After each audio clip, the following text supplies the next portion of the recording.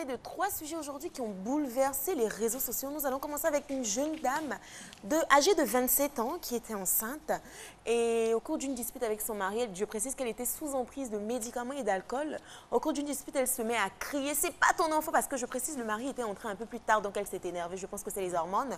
Donc elle s'est énervée, elle prend un couteau, elle se poignarde le ventre à 2 reprises. « C'est pas ton bébé, c'est mon bébé !» Ça rentre pas. Mais si, c'est rentré en plus. Non, mais c'est rentré. Elle est bien portante. Heureusement, le bébé se porte bien. Le bébé s'est en tiré avec des petites cicatrices. Des petites cicatrices au visage. Le bébé s'est en tiré avec quelques petites cicatrices au visage.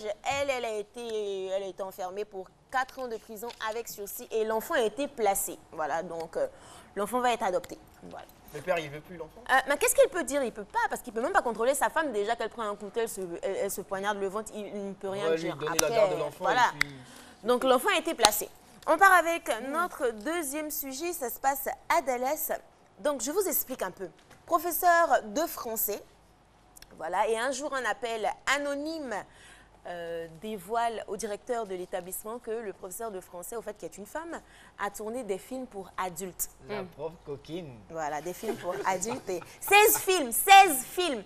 Donc l'établissement décide d'étouffer l'affaire, de camoufler, mais la dame, elle a tellement honte, au fait, elle démissionne. Donc, pour dire, au fait, il ne faut pas se fier aux apparences. Hein. Ça, c'est clair. Il ne faut pas se fier aux apparences parce que, d'après ses élèves, même, elle était toujours bien habillée, c'est-à-dire le bouton là, le pantalon là. Malgré ça, elle a fait des films pour adultes. Donc, voilà, ne vous fiez pas aux apparences. C'est ça.